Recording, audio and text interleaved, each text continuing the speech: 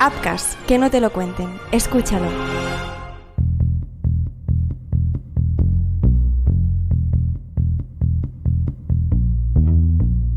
En los momentos más oscuros, cuando la desesperación se apodera de todo, las personas vulnerables a menudo buscan por cualquier medio un rayo de esperanza para iluminar su camino.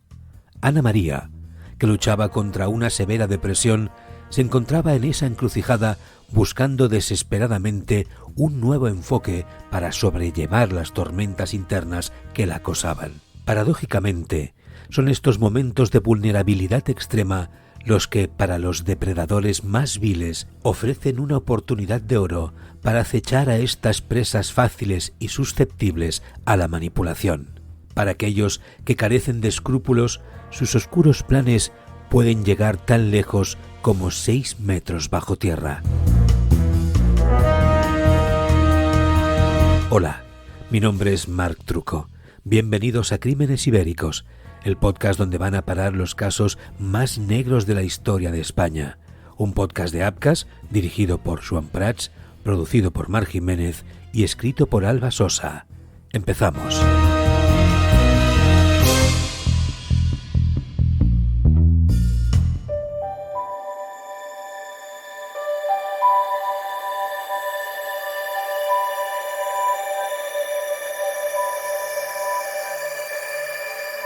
En el año 2004, Ana María Martos Nieto, una enfermera de 32 años de Sant Feliu de Llobregat, se enfrentaba a un capítulo crucial en su vida. A pesar de su dedicación al cuidado de los demás, su propia vida se desmoronaba tras un reciente divorcio, a la vez que también se derrumbaban sus esperanzas de poder formar una familia. La depresión la envolvió como un manto oscuro, forzándola incluso a darse de baja de su trabajo, manteniendo como única rutina el ir a visitar a sus padres los fines de semana. En una de estas visitas, antes de irse, Ana María confesó que tenía un plan para salir de aquel mal momento. Quería desaparecer por un tiempo, a modo de retiro espiritual para renovar energías y tener un cambio de aires. Lo que nadie sospechaba era que este deseo de renovación era el que la conduciría a un destino tan trágico como inimaginable. El 18 de enero de aquel mismo año, Ana María finalmente anunció que se iba y pidió a sus padres que no intentaran ponerse en contacto con ella, ya que necesitaba aislarse de todo lo relacionado con su entorno cotidiano. Sus padres decidieron confiar en la decisión de Ana María, pero esto se complicaba a medida que pasaban los días y la chica no daba señales de vida. Pasó un mes y, preocupados, sus padres decidieron ir a investigar al piso que Ana María tenía en propiedad. Al llegar allí, encontraron algo inesperado. El piso estaba ocupado por unos obreros que les informaron de que el piso se había vendido. La madre de Ana María vio que toda aquella situación no olía nada bien y decidió acudir a la policía antes de que fuese demasiado tarde. En comisaría, la respuesta de la policía fue desoladora para la familia. Dado que Ana María era mayor de edad, podía haber decidido desaparecer voluntariamente si así lo deseaba. Sin embargo, a pesar de esta posibilidad, la policía tenía registros de Ana María relacionados con su depresión, lo que debería haber sido suficiente para activar el protocolo antisuicidios. Los padres de Ana María vieron que no había otro camino posible que investigar por su cuenta, pero esto les llevó mucho más tiempo del que jamás habrían esperado. 9 años transcurrieron sin noticias de Ana María. Sus padres se unieron a un programa de apoyo llamado Intersos, una asociación de familias de personas desaparecidas sin motivo aparente. En 2013, Intersos recibió una llamada que pilló a todo el mundo por sorpresa. Una voz masculina, con acento argentino, afirmaba que Ana María no había desaparecido, sino que había sido estafada hasta la ruina y posteriormente asesinada. La policía comenzó a investigar minuciosamente los movimientos de Ana María desde 2004 hasta 2013, pero no encontraron absolutamente nada. No había renovado su documento de identidad ni había actividad alguna en sus cuentas bancarias. Solo un extraño dato sobresalía de aquel desierto de información, y era que Ana María había retirado grandes sumas de dinero de sus cuentas poco antes de su desaparición, además de que también había vendido su piso y su coche, sumando entre todo alrededor de 100.000 euros. La policía necesitaba dar con posibles testigos, de modo que interrogaron al compañero de piso con el que Ana María compartía residencia. Este declaró que se habían despedido en muy malos términos, ya que, al marcharse, Ana María se llevó muchos muebles que no le pertenecían, por lo que él la acabó denunciando. La investigación llegó a manos del comisario superior de la policía, José Jacinto, quien tomó la decisión de seguir el rastro de la empresa de mudanzas que la chica había contratado. La lógica indicaba que si una empresa de mudanzas retiraba muebles de un lugar, debían llevarlos a otro destino, y sorprendentemente, el destino resultó ser el piso de una mujer llamada Norma Beatriz Cuique. Lo siguiente que había que hacer era hablar con esta tal Norma Beatriz, pero pronto dieron con un claro impedimento. Ella ya no se encontraba en España, sino que había vuelto a su natal Argentina.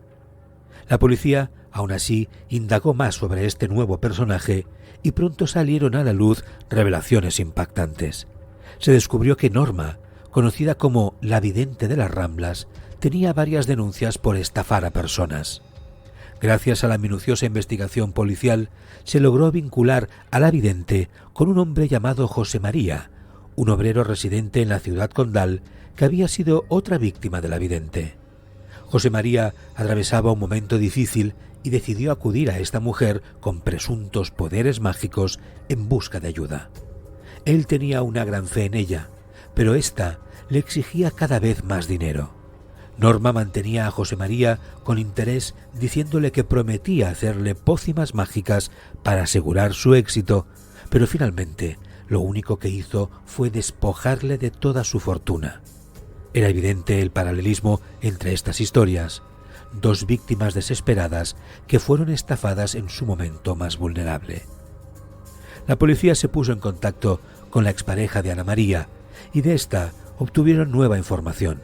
Antes de desaparecer, ella le había pedido unos 16.000 euros, alegando que era para una compra muy importante. Él, confiando en la seriedad de la situación, solicitó un préstamo para entregarle el dinero. La investigación parecía no estar avanzando lo suficiente cuando de repente el teléfono volvió a sonar en la sede de la asociación Intersos. Era el mismo hombre, pero esta vez dispuesto a proporcionar más detalles. No solo reafirmó que Ana María había sido asesinada, sino que también reveló que su cuerpo estaba enterrado en una finca en Lloret de Mar. Curiosamente, José María poseía una propiedad en ese lugar y además contaba con una excavadora. Esta nueva información apuntaba claramente a la implicación de José María en el caso, de modo que la policía decidió investigarlo y se dirigió a su domicilio para indagar más a fondo. Al llegar a la casa de José María, la sorpresa que les aguardaba estaba muy lejos de lo que habían imaginado. El hombre los miró con calma y les dijo: «Han tardado mucho en venir a buscarme». Entonces algo en él se quebró y confesó todo. Llevaba una década atormentado por el conocimiento de lo que había sucedido con la chica. Resulta que la vidente de las Ramblas se había convertido en su confidente y médium de confianza.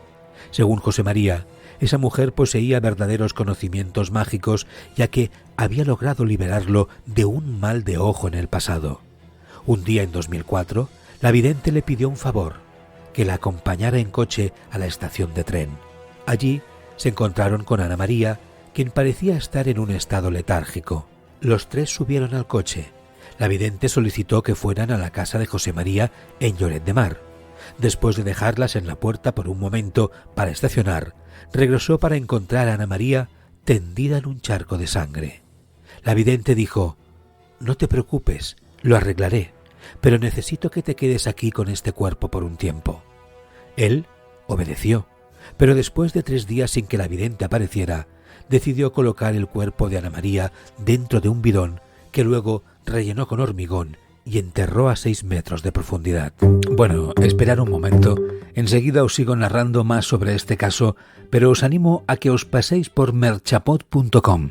en la sección de Crímenes Ibéricos y podáis ayudarnos para poder producir crímenes ibéricos, juicios de crímenes, crímenes deportivos o médicos asesinos, adquiriendo algún producto de merchandising dedicado al podcast.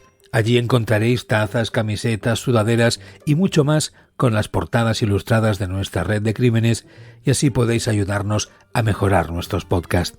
Encontraréis la dirección de nuestra tienda en Merchapod en la bio del podcast. Muchas gracias por la ayuda. Sin vosotros sería imposible realizar este podcast. Y ahora seguimos con la narración del caso.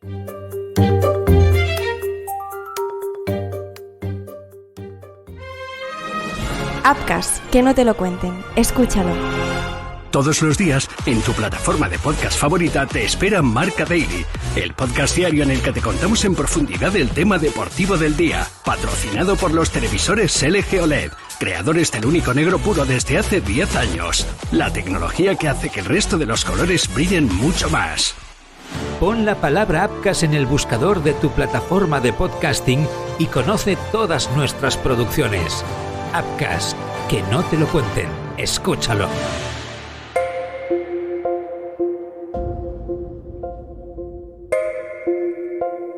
La policía llevó un geolocalizador a la finca y rápidamente encontraron el bidón con el cuerpo de Ana María, que había permanecido oculto durante 10 años. Su cuerpo se había momificado debido a la falta de exposición al aire y la luz, aunque no estaba lo suficientemente bien conservado como para determinar la causa exacta de su muerte. Por un lado, la familia de Ana María pudo encontrar cierto consuelo al poder enterrar a su hija y poner fin a la búsqueda interminable. Sin embargo, la historia estaba lejos de terminar ahí. El juzgado de Blanes solicitó la extradición de Norma Beatriz y 2 años más tarde, en 2015, lograron localizarla junto con su hijo y traerlos de vuelta a España para enfrentar el juicio. Norma afirmó que nada de lo que José María había contado era cierto. Ella era amiga de Ana María e incluso habían vivido juntas. Admitió que sí había pedido a José María que las llevara en coche, pero afirmó que, cuando él fue a estacionar, Ana María, quien padecía una severa depresión, se había inyectado aire con una jeringuilla. Esta versión entraba en conflicto con lo que José María había declarado, ya que él afirmaba que había un gran charco de sangre bajo la víctima. La vidente incluso insinuó que ella y José María habían planeado anteriormente la muerte de Ana María. Además de su supuesta amistad con la vidente, se descubrió que Ana María estaba siendo seducida por el hijo de ésta, por lo que era probable que todo el dinero que Ana María había sacado acabara en manos del hijo de la pitonisa. En las vistas previas anteriores al juicio, el juez planteó la pregunta: ¿cuál podría ser el motivo? Se especuló que Ana María pudo haberse dado cuenta de que estaba siendo estafada y que la vidente, temiendo una denuncia debido a sus antecedentes, decidió acabar con su vida con la ayuda de un hombre a quien tenía completamente sometido. Sin embargo, el juez declaró que no tenía datos suficientes para afirmar que la vidente fue quien puso fin a la vida de Ana María, de modo que solamente se le impuso una fianza de 10.000 euros que pagó rápidamente y regresó a casa sin problemas. Un tiempo después, el caso se reabrió, pero cuando intentaron localizar a la vidente, descubrieron que se había fugado de España una vez más. José María tampoco podía ser juzgado porque no existían pruebas de ADN que lo vincularan al cuerpo encontrado, a pesar de que éste fue hallado en su finca y él era consciente de su ubicación. Así quedó este caso, resuelto pero no cerrado, con una respuesta clara pero no suficiente para que la justicia actuara de forma proporcional. Sin embargo, aún quedaba una pieza importante por descubrir: ¿quién había realizado las llamadas a Intersos? Se especulaba que podría tratarse del esposo de la vidente de las Ramblas, quien también había sufrido mucho por esta mujer. Dado su conocimiento sobre los eventos, se sospechaba que él podía haber sido la voz misteriosa al otro lado del teléfono, gracias a la cual el cuerpo de Ana María pudo ser encontrado.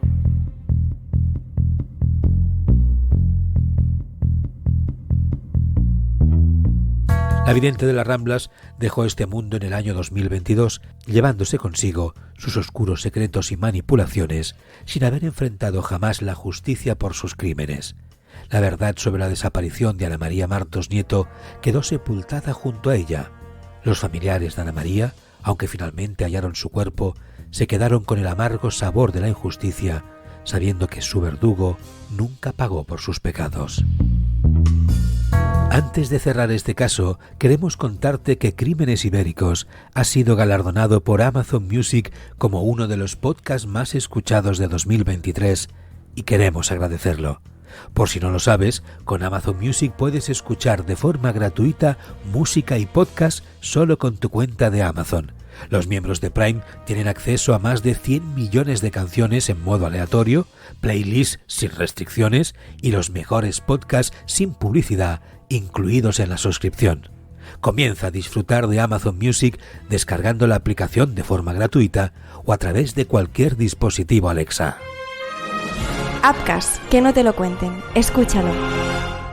Si te está gustando este podcast, si no te pierdes ningún episodio, ahora te lo puedes llevar contigo. Llévate su camiseta, su taza, su funda para el móvil y muchísimos más productos. Descubre merchapod.com, la ropa, los complementos, el merchandising de tu podcast favorito.